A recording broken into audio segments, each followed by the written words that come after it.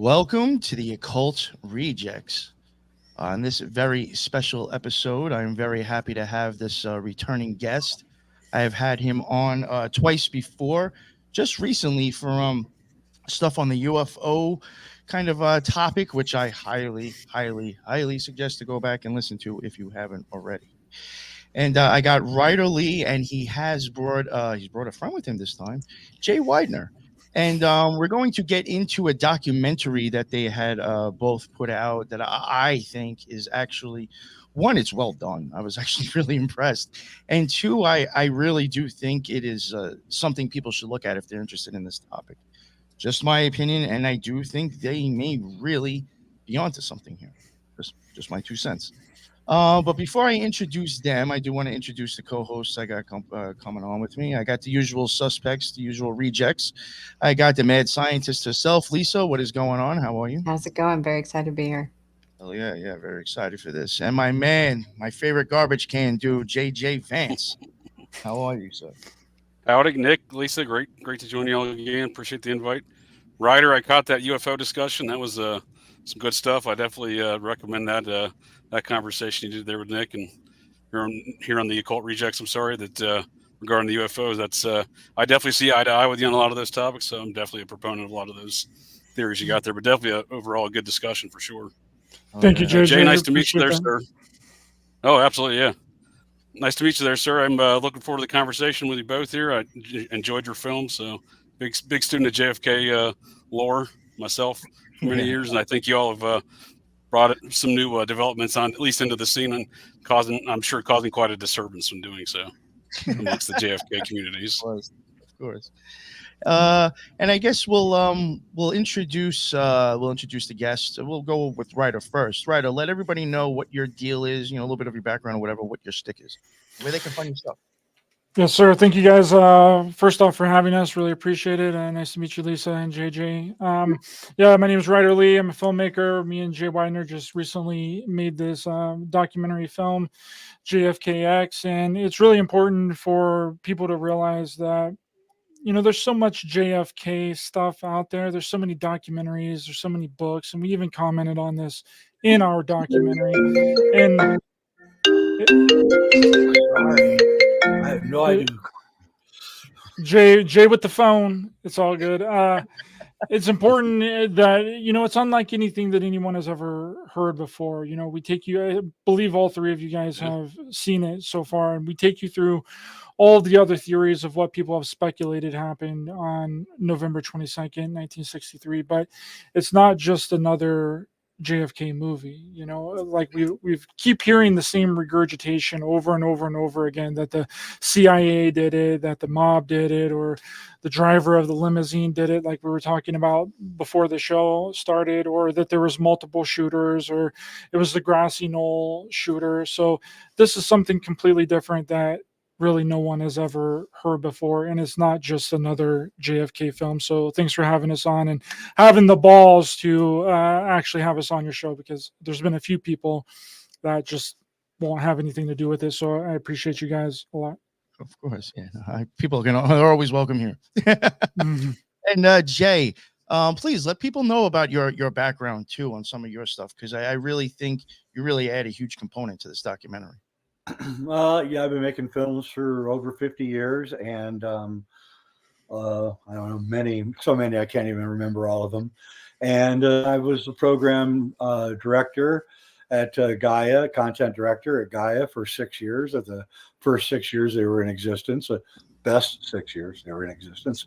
And I've written a couple books on alchemy. I'm really interested in alchemy, and I'm interested in not the paranormal. I'm interested in a larger, multifaceted universe that most people dismiss or don't notice. And I'm also an expert on film and physical effects, not digital effects, but physical effects. That's things that happen in the camera. You're not creating it afterwards. You're doing it in the camera. And so when we decided to make JFKX, Ryder and I asked ourselves the question, what would have happened if we put the Zapruder film through that new software that enhances old films? They take films from like the silent era, and they run it through the software. And all of a sudden, they're moving in 4K. They're moving in real fashion, not being kinky moving like they do in the old silent films. Everything's smooth. The scratches are all gone. All of a sudden, you can see an old film like you're looking through a piece of glass. And so we asked ourselves what would happen, and we present what I think is the best version of the Zapruder film ever produced in JFKX. And for the first time, we can see what's really going on, and not a copy of a copy of a copy. And then we had me, as a film expert, look at the Zapruder film and tell you what I see as a filmmaker. Yeah, I think you did an amazing job with that, and I really appreciate you being able to jump on as well with Ryder on this. I don't Dynamic know. duo, baby. Yeah, for real. Yeah. I don't know where you want to start. I mean, you're even like talking about the tape. I mean, there's so many things with the magazine, the tape taking a while to come out. I don't know where you guys want to start with this. Maybe Ryder, maybe you can start it off, and you and Jay can do your magic. Well, I guess the best place to start is really the first question that we really ask in the entire documentary is, why hasn't the JFK files been released? I mean, there's been some of them that's been released, but not all of them. And it turns out that they're never going to be released. Biden just put a complete ban on it, like, a couple of months, Jay, after our film came out. He came out and said that they're never going to be released ever. And that was like the big question going into this film was like, well, why? What is so devastating to the American public that they can't be released? I mean, if it's the CIA that did it, that's nothing new. People have been talking about that for decades and decades. That's not going to be devastating to the American public. It's not going to be devastating if it turns out that it was the mob. But we have this big section in the movie, which is one of my personal favorite sections of the movie, is really on the mob, because people that have studied JFK and done all this research hardly ever talk about RFK, which was JFK's brother, which is his attorney general, and what he was doing to take down organized crime and the mob. Like the things that he was talking about, and it's all in our film, JFKX, the things that he was talking about in court prosecuting these organized crime mobsters are some of the exact same things that are being regurgitated in the conspiracy community to this very day. He's talking about a huge network of governmental organized crime. He's talking about there are these families that have 8 to 12 members and all this stuff. And I'm just like shocked when I'm going over this footage to put it in the documentary, because RFK really gets looked over a lot, and I thought that was a good homage to him and his contributions to the Kennedy administration there. And Jay, you got anything on that? Well, ever since we've finished the film, a lot of people have gotten in contact with me who have told me a lot of things that would back up everything that we were saying in the film. And like Ryder said, the film really is the most unusual JFK assassination film ever made, to say the least. And one of I've heard from people who were maids at Scorpios Island after the assassination supposedly happened, who said they saw Kennedy there.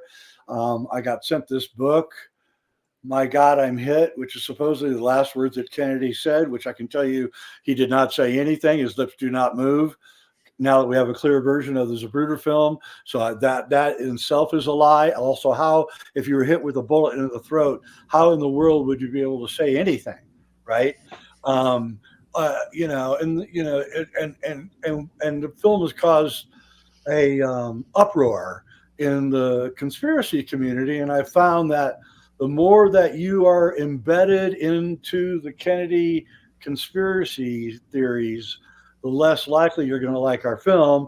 The less likely that you are involved in the Kennedy conspiracy theories, the more likely you're going to like the film. And so foreigners, people from other countries, they like the film a lot more than Americans. The Americans have been force-fed so many different narratives that when they see the film, the Zapruder film, in its clarity for the first time, and they can see what's going on, they're completely and utterly shocked. And it goes, what is that? Where you have a thought that goes against your normal thinking. What's that called? Anyway, it's causing that kind of thing to happen. Cognitive dissonance. Cognitive dissonance, and it's odd and funny because I asked several conspiracy theorists who are famous who have attacked me. Okay, right, you guys, whatever you guys want to think, that's great. But what is Kennedy doing in that film when he goes like this right after he leaves the Stemmons freeway sign? As the car emerges from behind the Stemmons freeway sign, Kennedy is clearly going into his jacket and pulling something out and clipping it onto the side of his face. You can see it clearly in the noonday sun, and you can see the shadow it's casting. It wasn't there before. He put it there, and that thing, whatever it is exactly where the supposed bullet hits. It's like too many coincidences. The fact that no one's ever asked themselves after seeing this Zapruder, what in the hell is he doing here, right? Why is he doing that? And and then there's like the fact that as soon as we get into Dealey Plaza, all the people disappear. The big, huge, strong, Beatle-sized crowds are suddenly gone, and there's only like 8 people in the park behind the limo as the assassination occurs. And yes, you can see the film on Amazon Prime and on Vimeo, and I'll give you guys a link if you want to see it. So we opened up a lot of the questions when we got a clear version of the film as to what we're actually seeing. And John Connolly, we play a clip of him, Governor Connolly, saying that there was brain matter all over the trunk of the car. There clearly is no brain matter anywhere, not anywhere. And I found out from this book, My God, I'm Hit, which is a very good book, which is written in 2008, which bolsters everything we're saying in JFKX. I only read this book yesterday, and I can tell you that the Dallas police force didn't send one forensic expert to Dealey Plaza that day to gather evidence from the assassination. Not one. They didn't send anybody. So there is no brain matter been gathered. No blood has been gathered by the Dallas police force. No one did any forensics that day. It's absolutely astonishing. That floored me.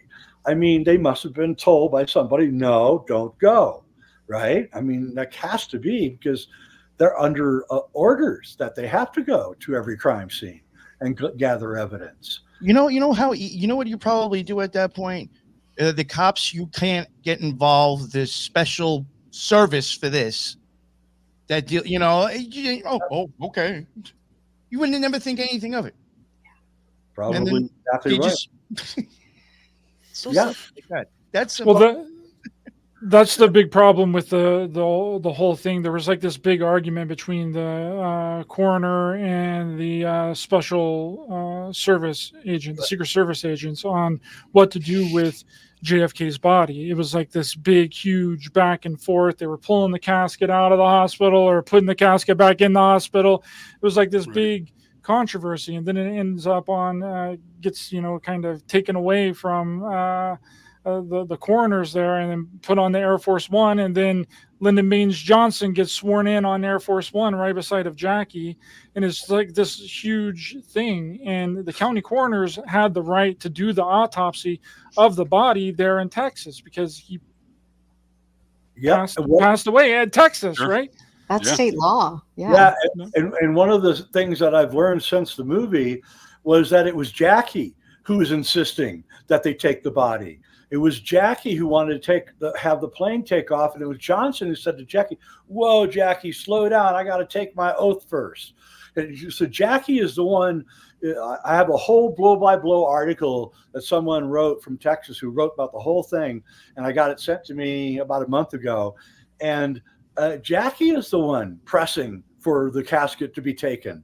She's the one saying, it's my husband, I have the right to, right? And the coroner's going, no, no, no, the law says I have to do it right here now. And the whole time it's Jackie pressing it. It's Jackie saying, hurry, we got to get to the airport. Air Force One. It's Jackie who gets on the plane and tells everybody, we got to take off. We got to take off now, right? And it's like, well, why is Jackie pressing it so hard here? It's because Jackie's actually an accomplice to the whole thing. And Jackie has as much to gain from this as John does. And I know a lot of you don't know what I'm talking about because you haven't seen the film yet, but the film basically says that JFK abdicated his presidency, that he didn't want to be president anymore for whatever reason. And the events that happened in Dealey Plaza were carefully planned. And I want to ask all of you guys another question which occurred to me again after the film was made. If you were going to kill somebody famous, would you do it that way? Would you do it that way, really? Would you do it in front of 1,000 people and possible movie cameras and everybody clicking away? No way. You do it as quietly as possible. You do it in a poisoning or something, but sure. It wouldn't be this dramatic thing. The mob doesn't even do these dramatic things. The mob, they did the St. Valentine's Day massacre, and that was dramatic, but that was to make a point. They wanted everybody to see how violent they really were. But the mob generally hits you, at 2 a.m. at your house, or when you're driving home from the bar or something. They don't make a big thing out of it. That you don't make a big thing out of these things. Yep, this was a big thing. You're walking out of your car, heading somewhere, and you get popped in the back of the head. Like, that's exactly it. At 2 o'clock in the morning, leaving a bar, like you said. It's like that's how it's going to happen. Yeah, it's like that's kind of a common trope in this JFK conspiracy culture, though, right? Is that it was done that way by the CIA intentionally, right, as a threatening point. So I can see where that's already a big hurdle, even to convince folks of once they've convinced themselves of that fact. Well, over and over in these things, you see a certain, if you're a filmmaker, you see a certain ingredient of theatricality, whether it's the moon landings or it's the JFK assassination. There's this theater about the whole thing. Sure. And that's when I start getting suspicious, is when I start seeing the theater around it, and I start seeing, sure. like the really fast way that Kennedy disappears after the bullet supposedly hits him, right? He's just, all you see is his head first down into the car. You can see his feet flying up, and it's like, well, that's not really what you would do, right? If you got hit in the head, you'd probably fall over, but would you take a dive to the floor like that? And I don't know. And then Jackie's peculiar movements after the bullet supposedly hits her husband, and she gets out of the car instead of diving into the car, which anybody else would go down, not up. And since we have this clear version of the Zapruder film in JFK X, you can clearly see she's retrieving something from the trunk of the car. You can see it standing there. She reaches over and grabs it. And what is it? Well, it's the plate for the squib that fell off of JFK's face. And and she has to retrieve it. It's super important to retrieve that squib because it's got gunpowder on it. It's got fake blood on it. It's got all sorts of evidence that if anybody ever gets that thing, it's going to be curtains for him. And JFK didn't do this out of cowardice. He didn't do that at all. He was not a coward, and Bobby wasn't a coward either. JFK did this because what happens when you get a mob hit, we show in the movie that the mob put a hit on him. It was recorded by an FBI informant. So JFK knew that there was going to be a hit on him from a high-rise office window. Again, that's kind of suspicious too. So if the mob, if the mob can't get you, and when you're covered by the Secret Service, they can't, they'll come get your dog, they'll get your kid, they'll get your wife, then they'll get you. Or they'll do all three and then get you anyway, just so you suffer from the first three. That's what they like to do. And JFK's dad was in the mob. He knew what they do. He hung around with Meyer Lansky running booze out of Canada. He knew what these guys were capable of. And he no doubt had told his sons what they were capable of doing. And Kennedy, this book is really interesting that I just read yesterday. Mary Pinjo Meyer, who's a beautiful Washington socialite, she started giving JFK LSD. She got it from Timothy Leary, and she started giving. She would listen to this story. Right, you're gonna love this one. I haven't heard this one yet. No, you have it. Mary Pinchot Meyer and a group of very beautiful Washington socialites began dropping acid in 1961. And they had this incredible experience. And they said, we are going to give acid to all the powerful people in the cabal and bring about world peace. They really did this. This really happened. And Mary Pinchot Meyer started giving JFK acid in the White House. And she would like tell him all the things that he's doing wrong. Right, they're making the world a worse place, and according to this book, she transformed him. He went from a playboy, kind of a ruthless playboy, to after about 7 or 8 of these acid trips, he started caring about the world, and he immediately issued silver-backed currency in defiance of the Federal Reserve. He all the stuff we list in the film, going against the mob, saying he's going to break up the CIA. This is all as a result of what Mary Pinchot Meyer, whom we feature in the film, but not this part. And she said after the assassination, they interviewed her because she was his lover too, and they interviewed her, and here's what she said. She said, "He went too far too fast." That's what she said. I think every president should be required to trip on acid or do some kind of psychedelic to even hold the presidency. I think you're right. I think we need to require that. Let's put it in the Constitution. Yeah. And film it. We need to all watch it when he does it too. Yeah. Televised as well, at least part of it. An hour. Give us an hour at peak time. There you go. If that would psychologically change, will explain Kennedy's change, because he was a completely different guy by the end of 1962 than he was when he won in 1960. He was completely different. He was a war hawk. He was a pro everything, and then all of a sudden he's like softening his edges on everything. I don't think we should be in Vietnam. I don't know. We should do this. I think we ought to stop, bombing, putting nuclear missiles out into open air, which he did accomplish, by the way. He stopped open air testing of nuclear missiles. Sure. And he made that famous speech that, we all breathe the same air. We all want to have our children have a good future. And this was right before he got assassinated. And he also made a speech before he got assassinated about how we will never follow the dictates of a secret society. So he was like saying things that, you just can't say in public. And he was pissing off a lot of people, and he was forced to do what he did. And he was probably the last great president that we ever had. What's interesting about that too is that Mary Pinchot Meyer, this lady that Jay is talking about, that was, according to this book, feeding JFK LSD, she was also assassinated just 11 months after JFK's assassination on the DC towpath. Yeah. Super suspicious. Yep. The first person that arrived on the scene said there was no blood anywhere. He was a reporter who heard the police call. And he ran there, and he got there about 5 seconds before everybody else got there. No blood anywhere. He reported that in Smithsonian Magazine. So it's not like some fly-by-night source, right? And Sure. I believe, of course, we speculate that, they were still lovers, and he wanted her to come to Greece and live in the Mediterranean and drop acid and, I mean, didn't they bring in the usual suspect to defend as the defense attorney in that one for the guy they put it on? F. Lee Bailey came in there, right? One of the usual suspects of. F. Lee, man, he's got to be CIA, right? I mean, he has to be.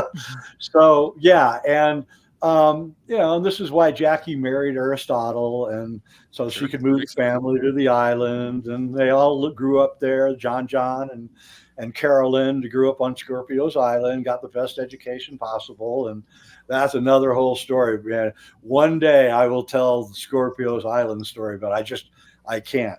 It is too hairy to tell. And in fact, I almost wish I hadn't gone down that rabbit hole, because what I discovered was vote. Anyway, so the whole point is that JFK was ran a PT boats during World War II, which are Office of Naval Intelligence boats. They're intelligence boats. They don't do any fighting. They little small boats as skiffs, and they get into areas and they snap pictures of everything, and then they come back out and share the intelligence. And he was in Office of Naval Intelligence in 1945. He went to Germany with Secretary of Navy. I can't remember his name now. He became the first Secretary of Defense, and then he threw himself out the window at Bethesda Hospital. Forrestal? James Forrestal. And Forrestal was Kennedy's mentor. And and in 1960, two Office of Naval Intelligence people ran for the presidency. Richard Nixon, who was Office of Naval Intelligence, and John F. Kennedy, who was Office of Naval Intelligence. Why? Because the Office of Naval Intelligence was the chief intelligence agency of the United States until 1947, when the CIA was made. And the Office of Naval Intelligence was super pissed that the CIA was asking them for their files and Navy been everywhere. They were the top. They had all the intelligence for the entire planet. They'd been everywhere. They did everything, and they didn't want to do it. And so they sent in two people. One would win, and that person would have to go in and find out what the CIA was up to. And that's immediately what Kennedy did. He immediately went in and said, show me everything. I want to know everything you guys have been doing for the last 13 years. And the CIA is like, we got a Navy guy looking at our stuff, right? So that's why, everybody thinks the CIA did it, but it wasn't the CIA, but they were threatened by him. And by the way, we've had three other Office of Naval Intelligence presidents outside of Kennedy. We had Nixon, Carter, who was also an Office of Naval Intelligence, and he put Admiral Stansfield Turner in the head of the CIA, which caused them to completely freak out. And it was Naval Officer Steve Bannon who asked Trump to run in 2015. So, and so the first thing Trump did was, and by the way, every single critic, the hysterical critics of Trump, and I'm not supporting Trump, not against Trump for him, but every hysterical critic of Trump has ties to CIA. Robert De Niro made the Good Shepherd movie. He directed and produced it. It was a movie very favorable to the CIA and their history. So he made a movie favorable to the CIA.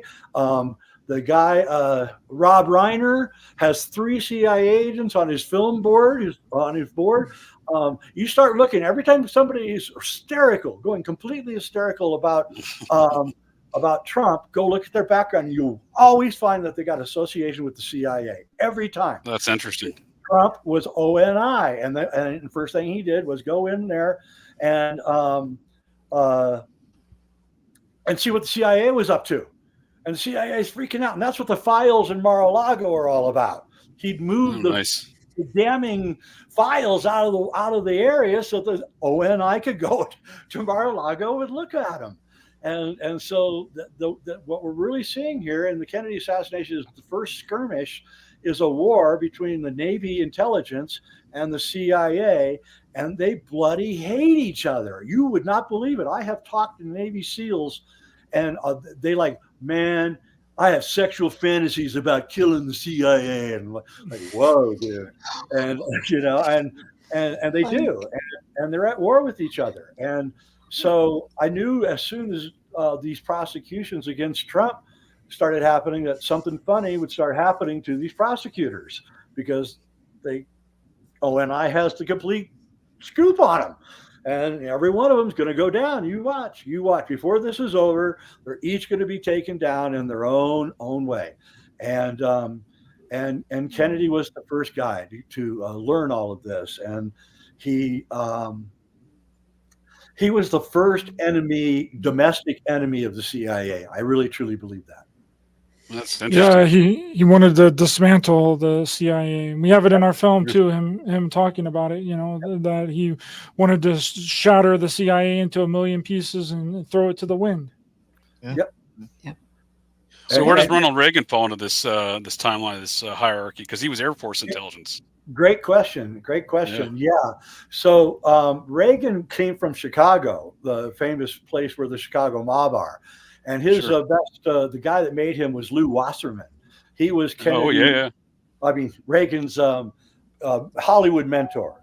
And Reagan became, Reagan became the head of the Screen Actors Guild in 1955 or something. And right about the same time he was doing the communist stuff, right? Oh, yeah. And Lew Wasserman had a company called MCA, which was owned by the Chicago mob. But there was this problem in that film production companies couldn't be also film distributors. There was a law, right? Passed in like 1932 or something. You could not do both. You could produce films or you could distribute films. You could. Wasserman got Reagan to change that law at the head of the Screen Actors Guild. So now that making the Hollywood of today, essentially, where the studios can distribute their own films, which I think is really a monolistic control and is bullshit because it wipes out all the independent filmmakers. But I don't want to get into that rant. But anyway, so I like your technical analysis. It is bullshit. It is bullshit. And so Reagan had ties to the Chicago mob. Lew Wasserman was right in there with Stein, who ran the music. All the music that you listened to from 1955 to 1985 all ran through Dr. Stein. He was an ophthalmologist from Chicago who ran the music division of the Chicago mob. And if you never heard of him, I like it. Yeah, and if you were a band and you didn't get approved by Dr. Stein, he would have guys come to your concerts and throw stink bombs into the audience, driving everybody out. So you could never be a success. So you had to go through these guys. Lew Wasserman was the same way. If you wanted to be a success, you had to go through Lew Wasserman, right? So the Chicago mob in the 50s and early 60s moved to Hollywood and took over Hollywood. What's the name of the guy that Bobby Kennedy brought to the stand? We have it in I can't remember. Joe Valachi?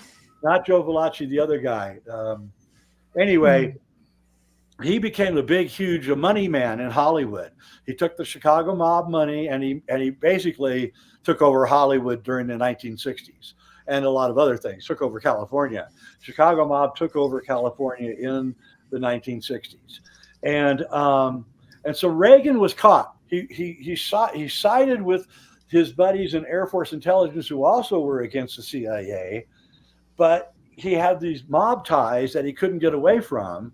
And so Reagan was always kind of trapped in the middle. He was forced to take Bush on as former CIA director, as his vice president against his will. He didn't want to do it. And then he was shot by the son of Bush's business partner in Texas, John Hinckley, 2.5 months after he became president.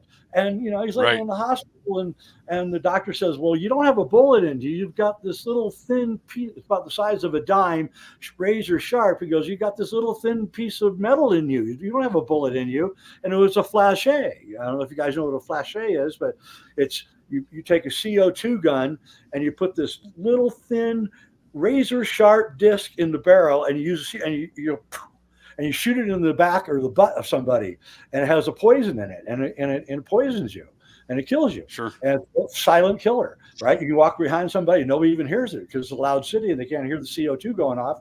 And all of a sudden you put something in the butt. The guy thinks a bee stung him or something, right? So he rubs his ass for a second, probably making it worse. And they do it all. This is how they kill people, and that's what happened to Reagan. He was shot by Hinckley. At the behest of the CIA. And by the way, Hinckley's walking around free right now. He got let out of jail. I was going to say, he's a national touring folk rock musician, right? Yeah, Sirhan's walking around. Welcome to Clown World 2024, right, Nick? Yep. Oh, yeah, for real. So You Reagan just was need a copy of The Catcher in the Rye to let you out of jail. Wow, that's really good. That's very prescient. Thanks. Yeah, there were our next movie it goes into the whole Catcher in the Rye thing. So nice. Oh, you know what's wild? And not to interrupt you, and then I do want to try to maybe move on to a different part. But what was wild is last week we were live. I think it was last week, right, Lisa? We were live doing a Catcher in the Rye. We had a guest on who was covering a crime that was involved with somebody with that book. There we go. And I was running like the gematria and running the numbers on certain stuff. And Catcher in the Rye did go back and match stuff with the Kennedys and I think one of the shooters. Like even numerical value. And I was like, No, it was Lee Harvey Oswald's favorite book. Yes. Yes. Yeah. Lee Harvey Oswald was obsessed with the book. So was John Hinckley, who shot Reagan, and so was the guy who shot Lennon as well. David Chapman. Chapman was reading Catcher in the Rye when they arrested him. Right. He shot Lennon. And right around the Chapman one, I believe. Oh, go ahead. Yeah, he shot Lennon and pulled the book out. So Catcher in the Rye is a key thing here for triggering assassination. Linguistics. Yeah. It must have some good value to it to catch your attention. Something's going on there for sure. Yeah. Yeah. There was another assassin around the same time as Mark David Chapman that I believe was trying to kill James Taylor, and I think also had the Catcher in the Rye. There's a movie with Will Smith where he does this whole like 5-minute diatribe about Catcher in the Rye. I forget the name of the movie, Minus Men, something like that, where he does this whole whole 5-minute thing about how the Catcher in the Rye, every time there's a murder, you'll find Catcher in the Rye. Every time somebody important is killed, you'll find Catcher in the Rye. It's like, whoa, what is this? Right? And doesn't Mel Gibson touch on that in Conspiracy Theory? Yes, he does. He's reading Catcher in the Rye. And, got to remember that J.D. Salinger was in the OSS, the precursor to the CIA. Sure. And he was in Germany at the end of World War II debriefing the paperclip Germans who were coming over. I didn't realize that. Yeah, who brought MK Ultra over from Germany, from their experiments in Germany. And so I think Catcher in the Rye is an MK Ultra experiment. I think the whole writing of the book is. I think clearly Holden Caulfield is attracted to his 12-year-old sister over and over. He talks about how great her legs are and how sexy she is. And you're like, oh, really? Huh? That's interesting. And it kind of blows by everybody what's really going on in this film. In this book. At one point in the book, he says that he's a member of a club, an Egyptian club. And he says at one point in the book, our club doesn't like anything nice. So if you have a nice place, we're going to come and destroy your nice place. We don't want anything nice. Me and my club members, all we do is run around and take everything nice and destroy it. It's like he's telling you right there that he's a Freemason, and that one of the things the Freemasons do is make everything terrible, right? And they do come to you.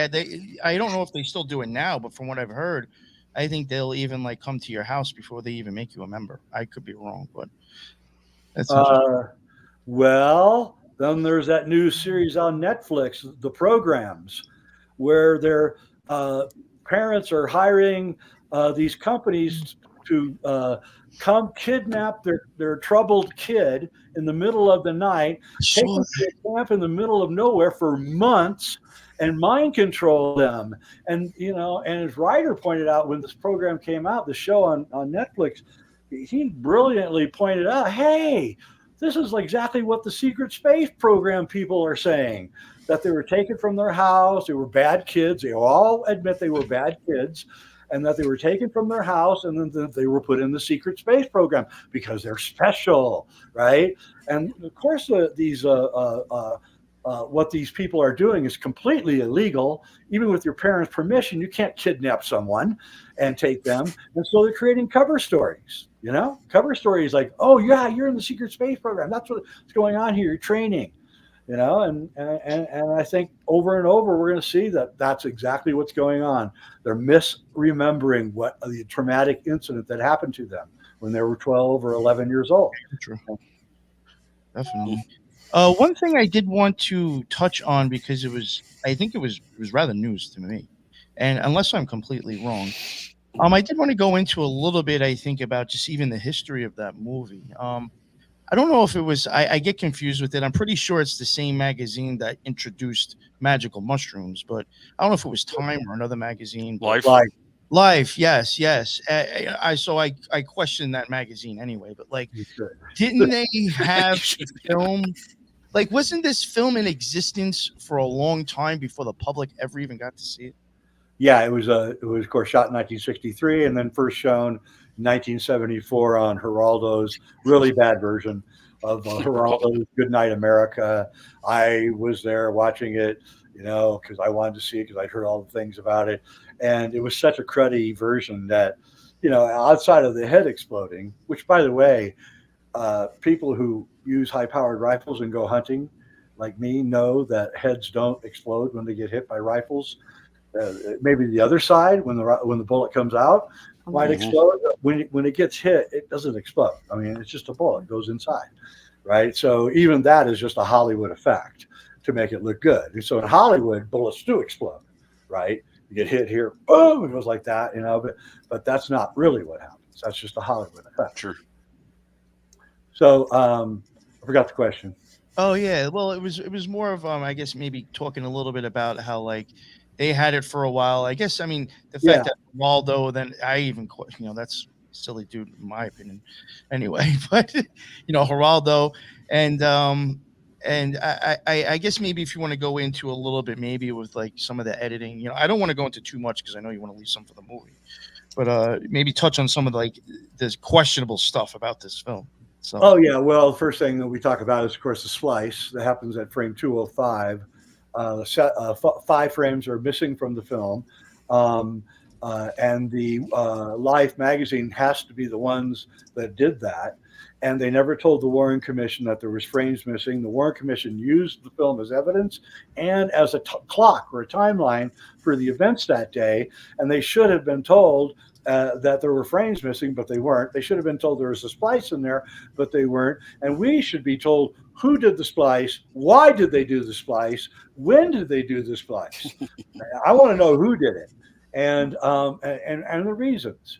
And we point out in the film that right after the splice, there's a color balance change in the film. It goes from a reddish tone to a bluish tone.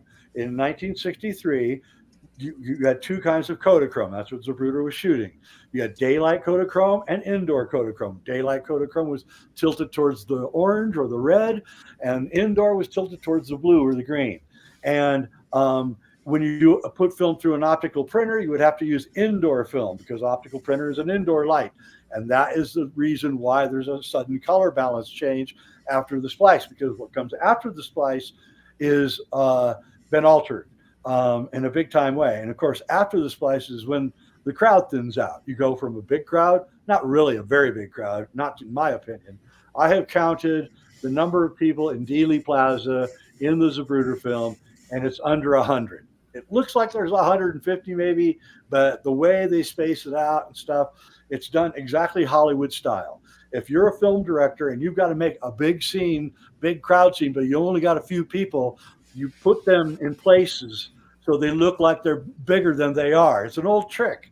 And, as soon as I saw the Zapruder film clear for the first time, I said, I've done that like 5 times making movies. I had 10 people. I needed to make it look like there were 100. So I spaced them out and shot it in a certain way. That's exactly what they're doing in the Zapruder film.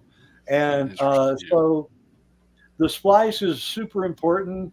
And what they did after the splice is they did what they call a traveling mat. They matted out the limousine. They reduced it in size so that they can maneuver it around in the frame. And then they lowered it down right at the critical moment. The limo is way down below the frame, as if Zapruder completely lost his mind while he was shooting the Kennedy family going by and decided, I'd rather look up in the sky than look down at the car, which is completely ridiculous. And that's when the car is closest to him at that point.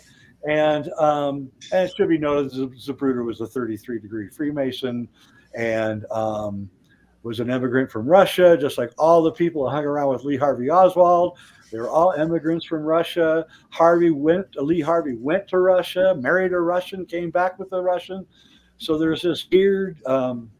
There's a lot of weird stuff with Oswald. I think if I remember correctly, I'm glad you brought up Russia because it reminded me. I think he was tied to some chick that was from Russia that was in like the Council of Nine, too, which was like some group of people that I think they were like channeling. It was like 9 people, these 9, like kind of for the most part, rich families. Yeah, it was the guy, the owner of Bell Helicopter. What's his name? He was Ruth Payne, who Arthur Young. Lee Harvey Oswald's wife, Marina, was living with Ruth Payne, whose husband was working at Bell Helicopter. What's the name of the guy that owns Bell Helicopter? I believe it's Arthur Young. Arthur Young. And then there's the guy, Provovich. He was a MK Ultra guy. They were part of the Puharich. They were part of the Nine. That's who it was. They were channeling the Nine, and they would and they would have these sessions, and they would channel the Nine, and the Nine would like tell them what to do, and it was clearly they were aliens, and they were saying we're aliens, and you know who knows who they really were, but probably the Elohim. Well, I actually have a thought on who they really were, and that was Andrei Puharich himself. He invented a voice-to-skull technology with an earpiece. Yep. I remember before the seances with the Nine. I would not be surprised. I know the guy who helped co-write my first book, Vincent Bridges, was good friends with Puharich, and he told me that Puharich was constantly doing stuff that was really weird, and I mean really, you know, and bugging people's houses, going into their bathrooms, sticking a mic out under the sink, you know, just for fun, and messing with putting voice to skull and scaring the hell out of people by getting people to commit suicide. That's what my friend told me. I don't know if it's true, you know, but if you listen to like these people that are psychotic, I mean, it certainly sounds like a voice to skull technology is being used on a lot of them, because they certainly plausible. A distinctly other voice telling them over and over, go kill yourself, go kill yourself, go kill yourself, right?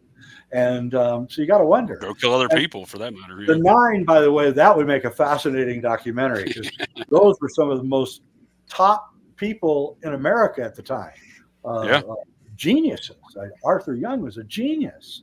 I mean, you know, and the whole NASA helicopter aerospace dynamic going on in the background is really fascinating, and is part of this. And let's not forget, it was Trump who started the Space Force. All right, a completely different military branch, which is probably all peopled with ONI, if I'm not mistaken. Yeah, I saw that as kind of like a financial move, right? Like much like how NASA was created to move the finances from the Army Air Force to a new environment. They're moving the finances to NASA over to Space Force. It was to fight the cabal. It was to fight the CIA and the cabal. They're now defund the CIA. Yeah, and there's separate agencies that they can't do anything about. They're military, so they can do all the things that military intelligence can do, and they've got to be scared crapless about that. They've got a rogue military intelligence agency that can't be controlled, and it's obviously controlled by the Office of Naval Intelligence, just as NASA was controlled by the Office of Naval Intelligence. So Jay, I have a question. In terms of the Zapruder film, why was Dick Gregory involved in giving that to Geraldo? How does that play into that?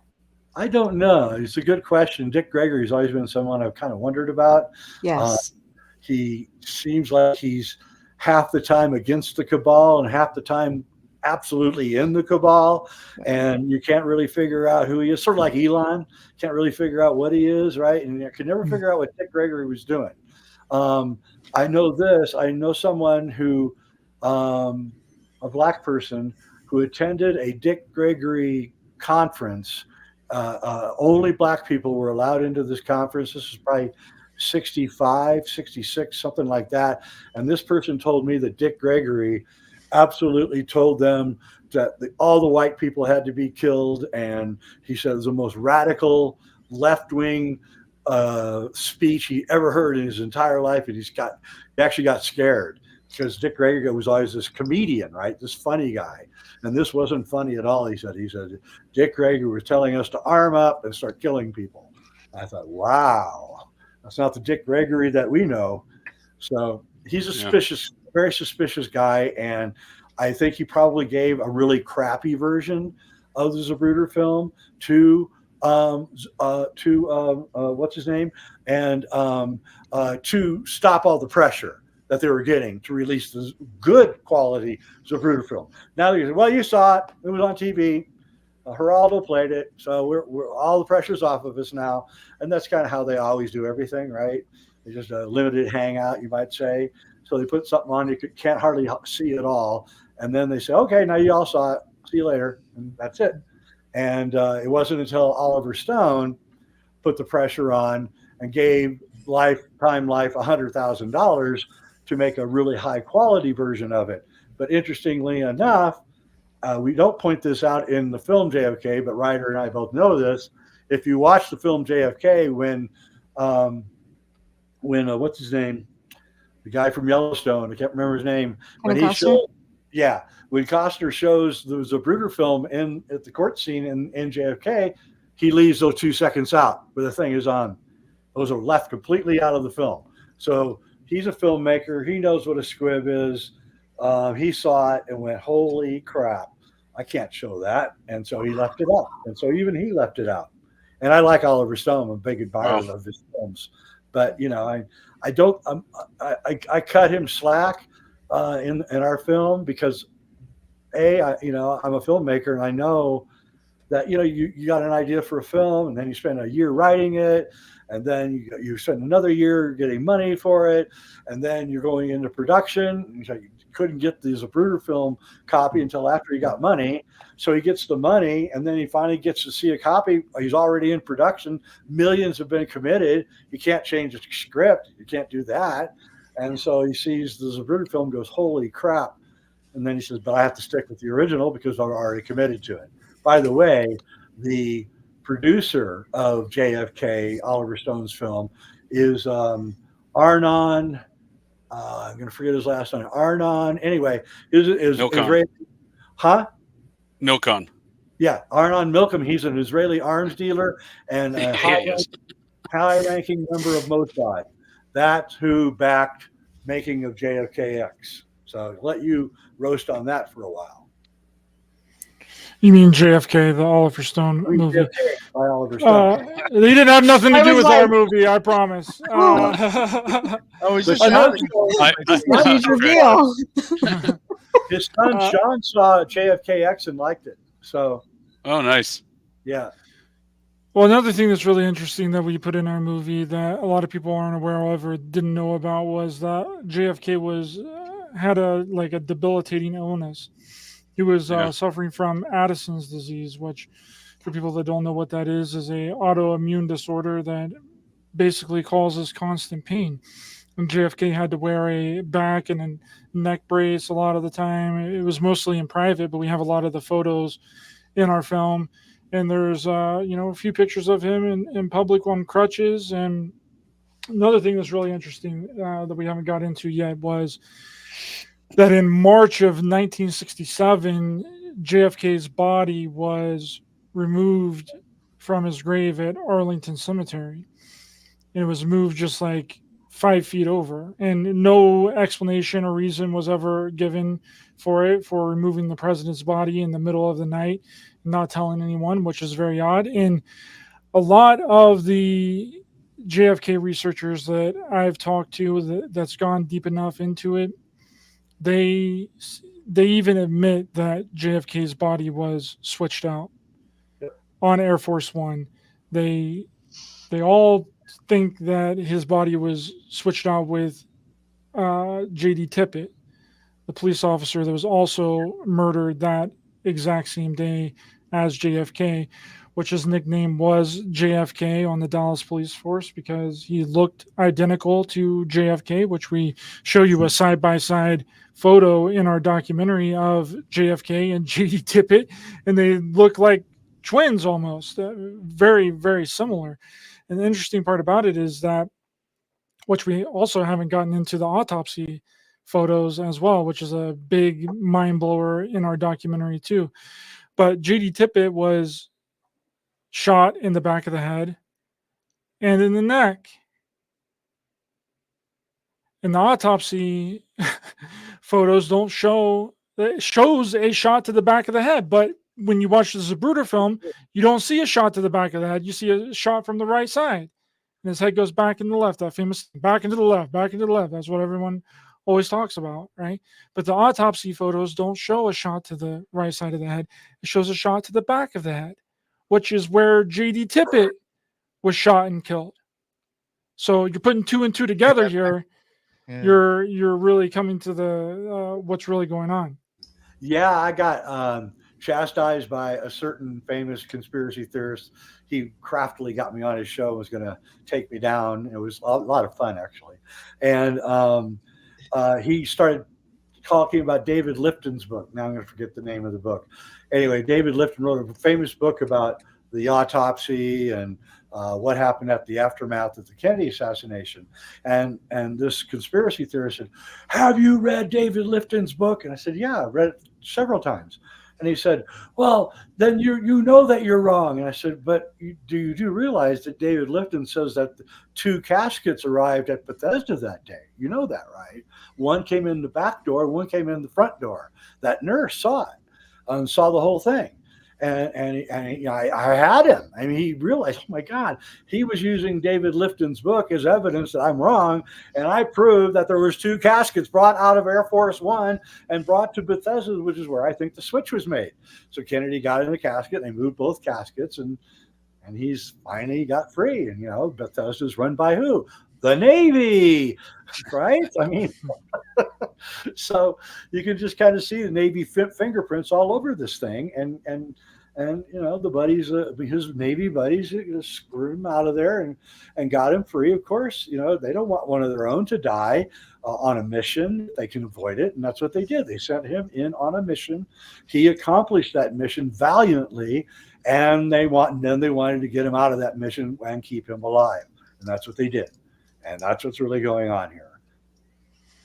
See, a lot of these deep conspiracy researchers into JFK are pretty much saying the exact same things that we're saying. They're just not taking it to that final step of the conclusion that we come to in our documentary.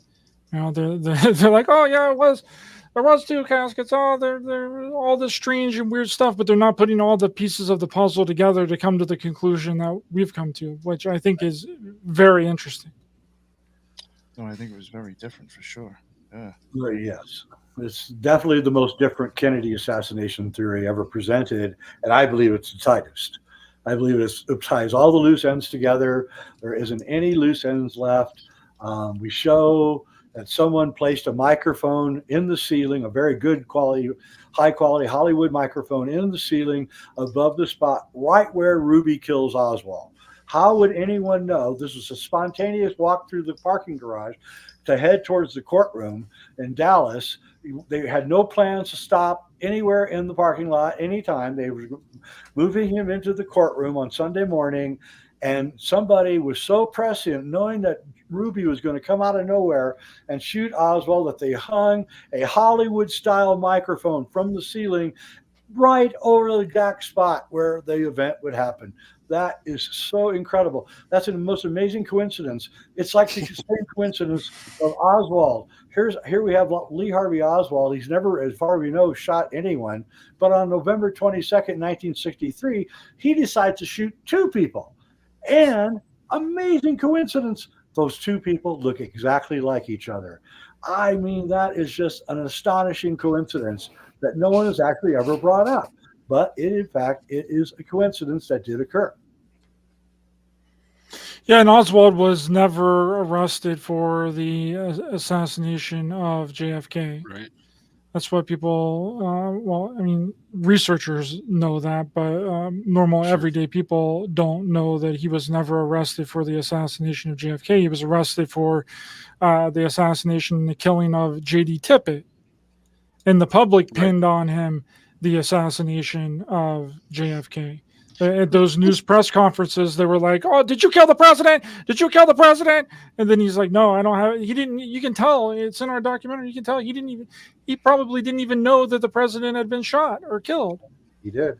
And he was like, I've been arrested, apparently or supposedly, for the murder of a police officer, and that's all that I know. It was the public that put this perception on him that he was the one that killed the president. And then after he was assassinated by Jack Ruby and killed by Jack Ruby, that was it. No one knew anything better because they'd already assumed that he was the one that killed JFK. And Yep. there was no autopsy pictures of Oswald's body Or Tippit. like, or Tippit. Like, it's just very, very strange activity that's going on here. And also how Jay pointed out in the documentary that Oswald somehow just gets a black sweater from his trip from the jail to the transferring him to the other jail. He has a black sweater. His outfit does change. Whatever he's wearing, yeah, you will see. And that's awful convenient considering in that time in 1963, the footage is black and white. So if someone gets shot, you're not going to see any blood because the black sweater is going to cover up the blood. Yep.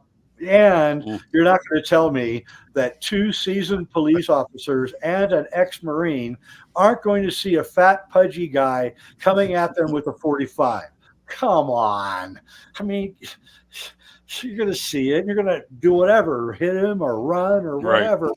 But you're not going to let them. It's almost like they're, if you watch it, they're just looking straight ahead. Like they can see him coming at him, but they're not going to look at him at all 3 of them. And it's just BS. I mean, the whole thing is BS. And again, why just Tippit and Oswald have sketches made at their autopsy instead of photographs? Everybody had photographs in those days. It'd be a lot easier to take a photograph than it would be to make a sketch. But they make a sketch, you know, and over we see just the aftermath of a massive cover-up, right? And then we have to ask ourselves, well, what's going on in this cover-up? And what's going on is that, you know, just like the Dallas police not sending any crews down to Dealey Plaza to get forensic evidence. What's that all about, right? And it's all about they were ordered not to go. Clearly obvious. They were ordered not to go down there and collect anything because there was nothing to collect. That's the thing. There's nothing to collect. There's not going to be anything there except maybe, you know, something that you don't want to find. So what was interesting, not to interrupt, but I do want to mention it. I think you kind of lightly like referred to it, but like I think like even the amount of blood that was supposedly left in the back seat of the car, in my opinion, I'm just going by, I know like around here, your head and your neck bleed bad or can. And I don't think there was really much blood in the back of that car. So it's like, to me, it's like, does that even match what happened? There's no way. There was no blood even on the back of the car where they were sheets, as there was, right? No, at Parkland Hospital, a photographer ran up and took a picture of the back seat of the car. And there was about a little tiny spot of blood, not very much. And that was probably from Tippit, because it was Tippit's body that was there when they got to the hospital. And so Tippit had been shot, and so he's probably still had some residual blood on him and his clothing and everything, and that's what's there. And Jackie had, you know, oh, Jackie's covered with blood. No, she's not. Hardly has any blood on her. What are you talking about? She's covered with blood. And isn't it convenient that she wears that rose-colored dress that day? That's just so convenient that she does that. And over and over, a filmmaker, you go, oh, well, we better make it a rose-colored dress. Right, you know, but if you're, you know, so over and over as a filmmaker, you start seeing these red flags and going, hey, wait a minute, you know, everything is just so well thought out here that this has to be all pre-thought, premeditated, and of course it was, and you know, and there's so many other things that we bring up in the film that people just have never thought of, you know, not just the autopsy pictures, which are super damning, by the way. And I'm wondering in my mind why other researchers haven't pointed out that the autopsy pictures don't match the Zapruder film at all. There's nothing there that matches. So that is evidence right there of some kind of stuff going on that we don't understand. And nobody on the Zapruder or on the Warren Commission would have known what a squib is anyway. So the squibs up in 1963, squib had been used twice, one in a Polish film and one in a Western in 1957 Western in Hollywood. And that's the only 2 times that the fake gunshot effect had ever been used.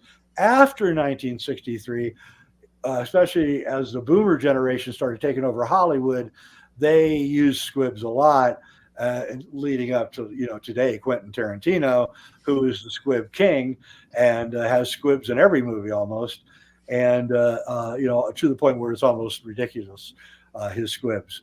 But And a squib, for those who don't know, a squib is a Hollywood device that simulates a gunshot wound. It's a little prophylactic filled with, has a metal plate on the bottom to protect the actor. So if you put it here and the actor acts like he got hit here, he jerks arm back and acts like he got hit at the same moment that the script goes off, you're filming it. It's really very effective. Audiences think they just saw somebody get shot, but they didn't, because you want to keep your actor going. You don't want to really shoot him. So you put this little metal plate, and then you put your fake blood over the metal plate. And sometimes you'll put styrofoam or stuff in there to make it look like brain matter or bone matter is flying out. And then over that, you put the prophylactic. And then there's a little triggering device, a gunpowder over the plate, then the blood, then the prophylactic. And when the triggering device goes off, the whole thing blows out and creates a gunshot effect. And that's a little known Hollywood trick that people use that was clearly obvious that is being used in the Kennedy assassination. And I think that's the real damning part of getting an enhanced version of the Zapruder film.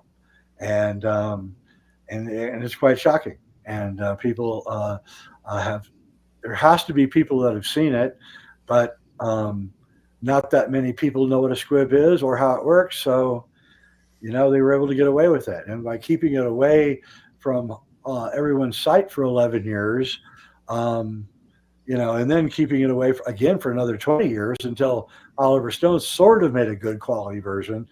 Our version is still the best quality version of all. Oliver Stone's is second. Nobody knew what they were looking at, and it's revolutionary. And by the way, here's the thing that people have to understand. Once you join the cabal or the establishment, you can't get out. It's like the mob. You can't quit. Ask Nancy Pelosi. Ask Joe Biden. They can't quit. You can't go home. Nancy, you made $200 million while you were a congressman, woman. And yeah, you can take off and go all over the world, but sorry, you've got to do our bidding. And so JFK knew that. JFK knew there's no way out. And other people know there's no way out. They fake their deaths. Faking your death is actually quite a common thing among the powerful. And I would contest to you that Michael Jackson made several statements right before his death, which leads me to conclude that his life was being threatened by a very powerful group of people who run the music business. And a lot of people do it, I think. And, the president of Enron got sentenced to 25 years in prison, and then he died the night before he went to prison. Right? Oh, how convenient. And I know I've been told by a guy in the CIA that we have a drug that you inject and you will die for 3 days. You will be dead. You'll have no pulse. Anyone looking at you, you'll go cold. Anyone looking at you, touching you, any doctor will say that guy is dead. And then at 3 days, it wears off and you wake back up. And so, how hard is it, right? And it's like Serpent in the Rainbow type shit right there. Yeah.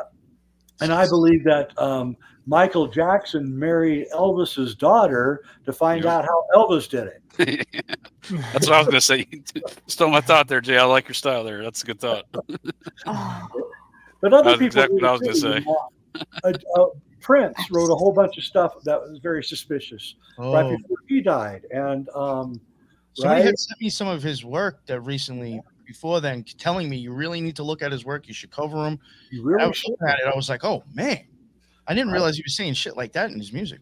He was, and he knew, and just the strange lyrics that he wrote in the last songs that he wrote right before he died is like, is he telling us something here, right? And Prince would want to get out. He's in his 50s, and oh no, I can't. You don't ask me to do this until I'm 80, are you? Oh yeah.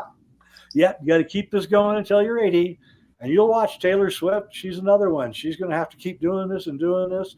And I predict that Taylor Swift finds a way to get out of it too at some point, because you can't get out. I mean, they give you drugs. Look at what's the name that singer, the Disney. What's her name? Britney Spears. Yeah, no, Miley Cyrus. Miley Cyrus. Look at her. I mean, who got a hold of her, right?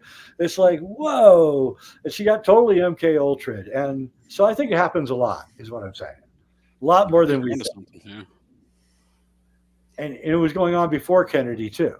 But we show you that both Mary Pinchot Meyer, who gave him LSD, and it was his lover, and Kennedy, they died within 11 months of each other. Both of their murders are super suspicious. Lack of blood in both murders, for instance, and the fact that they had this relationship, the fact that James Jesus Angleton was at her house.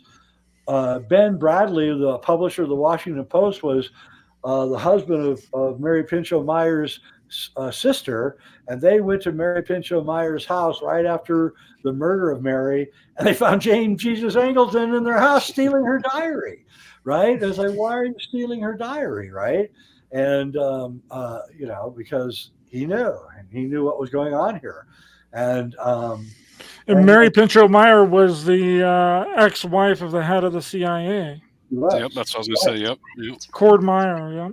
Yeah, Cord Meyer, and you're telling me that the ex-wife of the CIA can be murdered in broad daylight in Washington D.C. and nobody they never find anyone. It's a mystery. A real mystery. Yeah, Yep. and I'm going to bet you that if you did an in-depth examination of the death of Mary Pinchot Meyer, you'll find Navy intel all over it. You'll find the cop was Navy intelligence. You've just watched. I'm not going to do it because I don't have the time, but if I did a deep dive, I know I would find Navy intel all over her supposed death. So that's an interesting theory. I like it. Yeah. The Navy has their own version of the MJ-12. It's called COM-12, and it's the top 12 Navy officers. They meet like once every 3 months, and they counter the CIA. That's what they do. Well, okay, what are they doing? Okay, let's counter it. And they cause all sorts of problems, and the CIA does the same thing to them. So Jimmy Carter sends all these attack commander helicopters to get the hostages out in a hostage crisis in 1979. And somebody tips off the Iranians that they're coming, and they're waiting for them with guns, and they kill them all, right? And ruin Jimmy Carter's career forever. And I wonder who that would be that would tip off, the enemy that they're coming. And I'm going to contend it was probably their counterpart, the people that they hate, and the intelligence agencies. And so makes a lot of sense, yeah. Yeah, and now we're into the 2024, and it's a rematch, and and I'm telling you that I would expect a whole lot of weird stuff to start happening. Oh, Biden. Yeah. Oh yeah. Yeah, a lot of weird stuff. It still hasn't even started yet with Yeah, no, you're going to see for sure. You're going to see dirty tricks like you've never seen this time around. Yeah. It's going to be. We'll definitely see them all for sure. Yeah. And the CIA is the one behind all the prosecutions of Trump because he's ONI, and so they kind of shot all their ammunition, I'm afraid. And so they're kind of the only thing they really have left in their bag is assassination. So I don't know what they're going to do, and they can't let him in. They can't let Trump in because he's going to look at what happened the last 4 years and what happened, right? And he's going to look at it, and CIA's fingerprints are all over everything. Sure. I mean, Obama told the CIA to do the Russia thing, and Pompeo had to have known about all of this and never told Trump. So Trump now realizes that they're everywhere and they're in everything. When I was on Jesse Ventura's conspiracy theory, we did show on the Denver airport, and he told me at lunch, he said, I was governor first day. And by the way, he's Navy. I was governor first day. I had my feet up on the desk and go, hey, I'm the governor of Minnesota, man. And all of a sudden, this squeamy little nerd comes in his office and he goes, who the hell are you? He says, Governor, we need to see you downstairs. And they go down the elevator to the basement of the Capitol, and there's a big, huge round table with all these people around. There's nuns, there's UPS drivers, there's bank tellers. They all tell him what they do. They roll all around, tell him what they do. And they say, okay. And he says, well, what the hell is this? Who are you people? And the guy that brought him, I go, well, we're all CIA. We're the Minnesota CIA. all of them. And Jesse goes, that can't be because the CIA charter says you can't operate in the United States. The whole room busts out laughing, right? And Jesse spent the next 6 hours telling him what he was going to do and what he wasn't going to do as governor.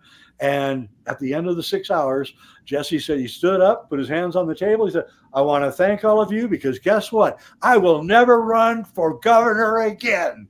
And he walked out of the room, right? And he knew that will complete. And he was probably set up, by the way, with as an ONI asset to find out what kind of control they have at state level, right? And he found out. Sure. So what's interesting is that RFK Jr. right now is looking at Jesse Ventura as a running mate. Yeah, I saw that. Oh, shoot. Interesting. Yeah. So no, that's pretty good. So yeah, Sounds like a real man with one red shoe type scenario we got going here, Jay. Yeah. For a movie reference of feuding intel agencies for you. Yes. Well, yeah, and I got after I came out about a month with the whole ONI CIA war thing, Sure. and I discovered it all by investigating this JFK thing for JFK X. Just started going down the rabbit hole and finding out why, what's really going on here.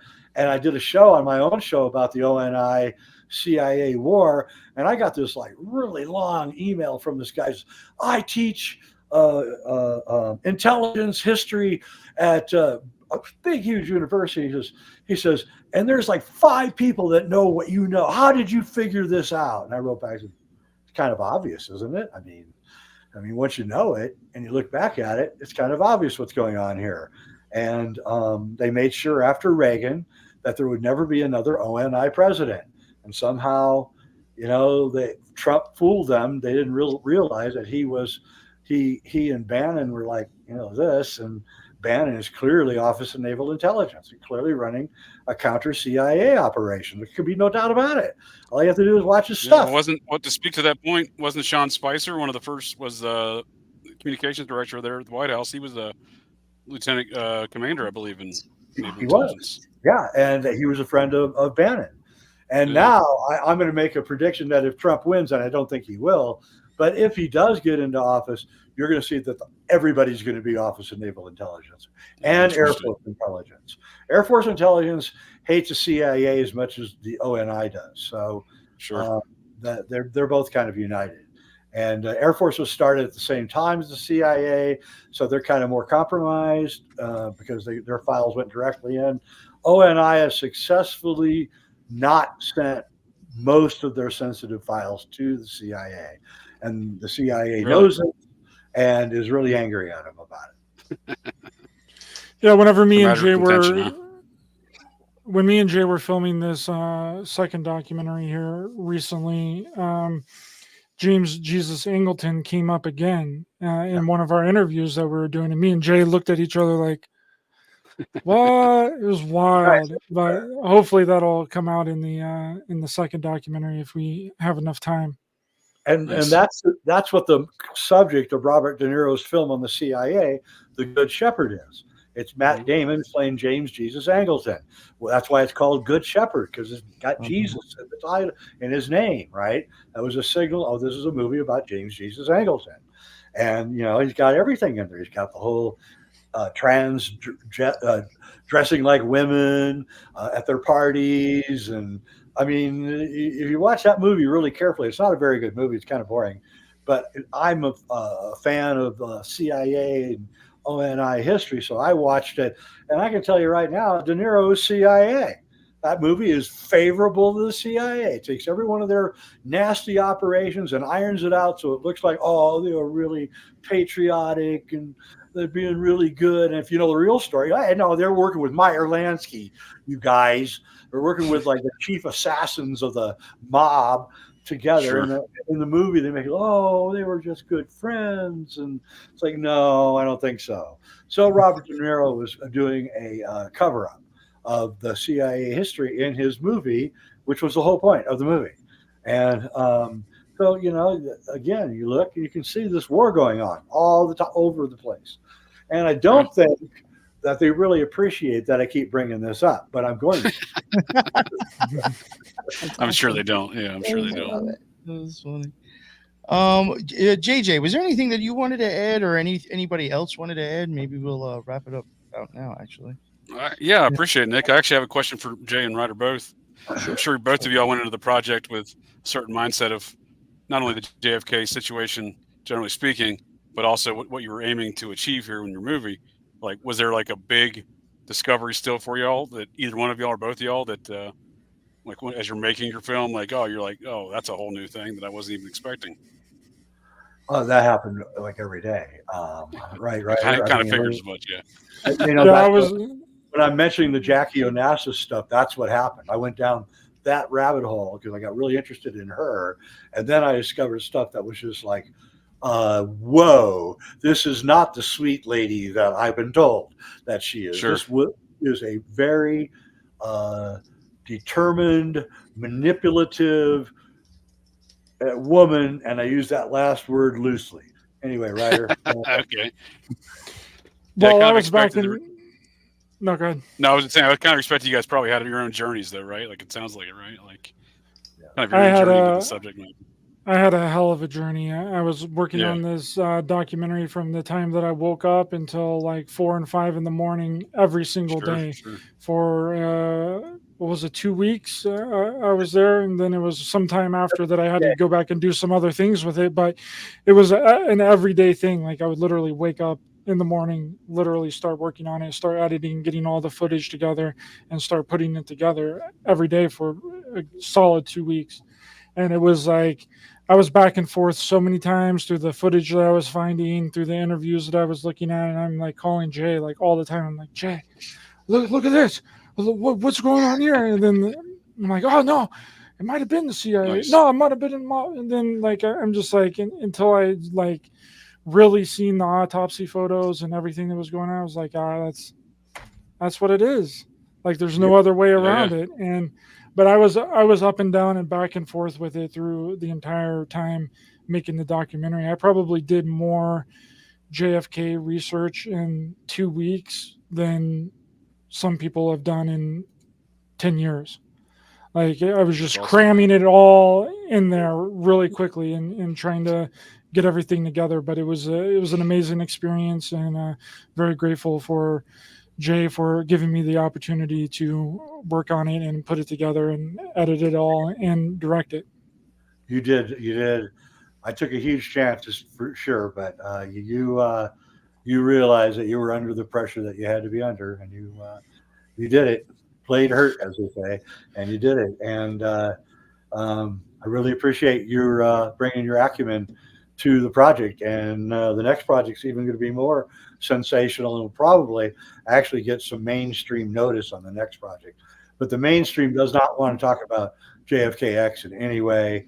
I've been shunned by the conspiracy community. Really? Jimmy Church and Jeff Renz won't have me on the show, even though I've been on their shows dozens and dozens of times without ever asking for money or anything. But when I asked to get the favor paid back, they both refused to help me. And I'm going to remember that. So, so I've been shunned by it, but I will get my graces back with the next film. So I'm not worried. There you go. Your success will be that's part of it, really. Yeah, that's right. Nice. Thank you all very much again. I appreciate Lisa, thank you for jumping on, and JJ, I appreciate you coming on as well. And especially, Ryder and Jay, I really appreciate you guys finally making time and being able to come on. And I really appreciate the work that you did in the show. I think it was solid, and I really think it's another way of like looking at stuff. I feel like a lot of things, especially in the past, we still aren't quite understanding what even really happened. I think we were given ideas about it, and somehow it just got stuck in a box, and you don't think out of it anymore. And I think this is like a good way to go back and kind of look at history and be like, did we be looking at it wrong even then? Like when we thought we really figured it out. I thought it was good. I thought it was definitely different. So I highly suggest to go check that show out. And Ryder, what is it? What's the name of it again? Let everybody know where. No, not the name of it. Let everybody know where they can find it. Well, it's JFKX, but let everyone know where. Yeah, you guys send you the link to Amazon Prime. You can find it on Amazon Prime. You can find it on Vimeo as well if you live outside of the United States. So if you live in Canada or Mexico or anywhere outside of the United States, you can't get it on Amazon Prime. But if you are in the United States, I'd recommend going on Amazon Prime, just typing in JFKX. It'll be the first thing that pops up on Amazon Prime Video. If you're outside of the United States, you can watch it internationally on Vimeo as well. So I'll get you the Vimeo link. I sent you the Amazon link to put in the description, but I don't think I got you the Vimeo one. So if you would like it, and if some people are outside of the United States that would also like to see it, then they can watch it on Vimeo. Yeah, we do actually have a bunch of Canadians and people from other countries that listens to the show. So I'll definitely grab the link from you, and I'll add it to the notes for sure. Thank you again. I really appreciate both of you again, Ryder and Jay. And I just don't want to forget the listeners and everybody in the chat. That's what's up. Thank you. I appreciate everybody adding to it, people asking questions. That's why I do try to go live at least once a week. I appreciate the usual suspects, and it looked like maybe some new people in here as well. And that is the end of another Occult Rejects. And until the next one, everybody be well. Later.